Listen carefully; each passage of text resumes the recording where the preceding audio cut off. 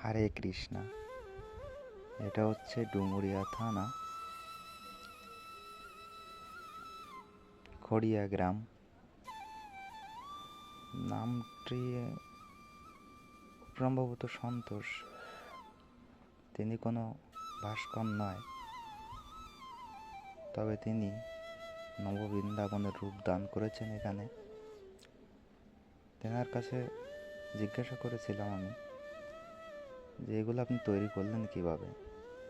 তিনি বললেন শ্রীকৃষ্ণ নিজেই তাকে দিয়ে করাচ্ছে, তাই সে এগুলো তৈরি করতে পেরেছে।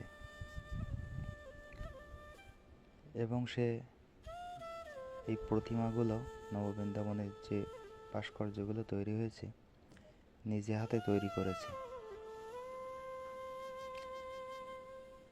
দেখুন কি সুন্দরভাবে ফুটিয়ে তুলেছে। এখানে গেলে আপনি